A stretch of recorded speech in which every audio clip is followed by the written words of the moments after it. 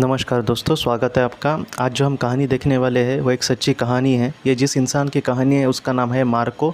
ये इटली के रहने वाले हैं। वो हमसे ये कहते हैं कि जैसे पहाड़ पर चढ़ते हैं बहुत सारे लोग, मतलब एक पहाड़ी एरिया में जैसे वो चलते हैं या फिर घूमने की कोशिश करते हैं, तो वैसे उनको भी बहुत इच्छा, मतलब उनको भी बहुत अच्छा लगता था ऐसे जाना घूमने। तो एक बार वो अकेले ही एक ऐसे, उनको कहते हैं कि हमसे ज़्यादा दूर भी नहीं था, वो 50-60 किलोमीटर दूर था माउंटेन। तो वहाँ पर वो अकेले ही चढ़ाई करने के लिए गए ऐसे घूमने के लिए। और वो ये कहते हैं कि उनको इतना लगा नहीं था, लेकिन वहाँ पे उनका जो पानी था वो बहुत ही कम लेकर गए थे। और वो इतना, मतलब वहाँ पर उनकी हालत बहुत ख़राब हो गई, उनके पास पानी नहीं था, वो बहुत थक गए थे। और वहाँ पर वो कहते हैं कि मेरा नेटवर्क भी नहीं था, एक मतलब बहुत ही ज़्यादा वो थक गए थे। और उन्होंने बाद में दोस्तों वो ये कहते हैं कि इतना मैं थक गया और इतना उनका पसीना बह गया था कि वो अचानक, मतलब उनको चक्कर ही आ गई और वो नीचे गिर पड़े। और उसके बाद मार्को हमसे ये कहते हैं कि एक अलग ही दुनिया में उन्होंने अपने आप को देखा। जैसे कि वो कह रहे थे कि उनका कहना ये है कि जैसे बादलों के बीच हम घूम रहे हैं, सामने मतलब बहुत ही सुंदर सुंदर बादल है, या फिर प्लेन के बाहर जैसे आपने फ़ोटोज़ में अगर देखा होगा तो जैसे एक माहौल होता है, मतलब बादल है और उस बादल में हम जैसे घूम रहे हैं और नीला नीला आकाश है, ऐसे वो कह रहे थे। मार्को ये कहते हैं कि कुछ देर पहले मैं, मतलब बहुत ही भारीपन उनके मन में था, या फिर उनका दिल जो था वो बहुत ही ज़्यादा धड़क रहा था, उनको कुछ भी समझ नहीं आ रहा था।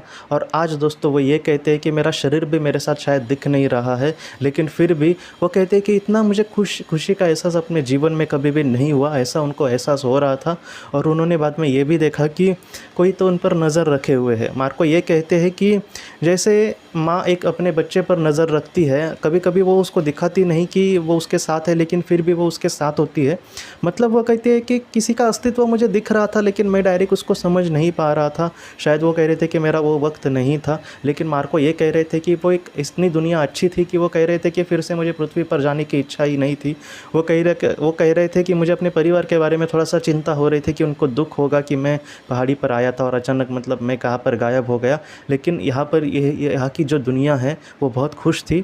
मार्को हमसे ये कहते हैं कि अगर उनको इजाज़त दी जाती तो वो अपने घर पे फ़ोन लगा कर कहते कि मैं फिर से घर पे नहीं आना चाहता, क्योंकि एक बहुत ही सुंदर जगह पे हूँ, अगर अच्छा होता कि तुम्हें भी यहाँ पर आने की अनुमति हो। लेकिन मार्को, मतलब ये बातें कहते हैं, थोड़े से मजाक में उन्होंने कहा है, लेकिन मार्को ये कहते हैं कि ये जो अनुभव है वो ज़्यादा देर तक नहीं चला और वो फिर से पृथ्वी पर चले आए।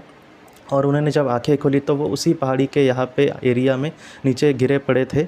और वो कहते हैं कि उसके बाद एक अलग सी, मतलब एक चेतना उनके मन में आई, जैसे मतलब एक, आप सोचिए कि एक एनर्जी ड्रिंक वगैरह पीते हैं या फिर ग्लूकोज, ऐसा मतलब एनर्जी हमें मिल जाए तो हमें जैसे लगेगा हम बहुत थके हैं, ऐसे वक्त में अंदर से एक अलग ही ताकत आ जाती है, वैसे उनको लगा। और वो किसी तरीके से, मतलब शहर के रास्ते पर चले आए और बाद में उन्होंने, मतलब गाड़ी पकड़ के वो घर पे आ गए। लेकिन मार्को ये कहते हैं कि ये जो अनुभव था, वो कहते हैं कि उनके जीवन में का ये बहुत ही, मतलब एक अनमोल पल था, ऐसा कहते हैं कि क्योंकि एक अलग ही ऐसे दुनिया में उन्होंने अपने आप को पाया।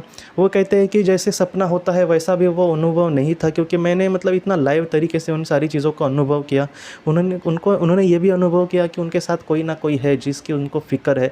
या फिर मार्को हमसे ये कहते हैं कि ये जो दुनिया है जितनी दिखती है उतनी ही नहीं है, उससे बहुत परे है, बस उसको देखने की वो नज़र हमारे अंदर होनी चाहिए। जो कहानी है दोस्तों, मुझे लगता है कि हमें ये सिखाती है कि जैसे इन्होंने कहा है कि पृथ्वी उतनी जितनी हमें दिखती है उतनी ही नहीं है, उसके परे है। जैसे हम, मतलब रोज़ के जीवन में इतने व्यस्त होते हैं, हमें नहीं पता चलता कि आखिर जीवन क्या है, लेकिन ऐसे जो अनुभव वाले लोग हैं वो हमसे, मतलब उनसे हम ये सीख सकते हैं कि नहीं, ये दुनिया और भी कुछ है, और वहाँ पे दोस्तों बहुत ही ज़्यादा प्यार है।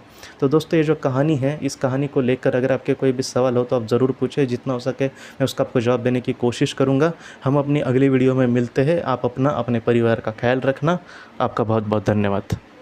ज़िंदगी की रोशनी ये एक कंसल्टेंसी है जो ऐसे लोगों को मदद करने की कोशिश करती है जिन्होंने किसी अपने को खोया है, या फिर जो लोग अपने जीवन में बहुत ही ज़्यादा दुखी है। जो लोग इस संस्था के साथ जुड़ते हैं उनको इस विषय की किताबें और जानकारी भेजी जाएगी। इसके साथ साथ जो लोग पास्ट लाइफ रिग्रेशन थेरेपिस्ट के पास नहीं जा सकते, अगर वो घर पे अभ्यास कर सके, इस वजह से उनको पास्ट लाइफ रिग्रेशन की ऑडियोज भी भेजी जाएगी। और इसके साथ साथ ध्यान में एकाग्रता बढ़ाने के लिए कुल मिलाकर 5 ऑडियोज़ भी उनको भेजी जाएंगी।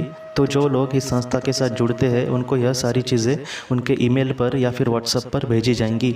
अगर आपको इस संस्था के साथ जुड़ना है तो कृपया इस नंबर पे व्हाट्सएप करें।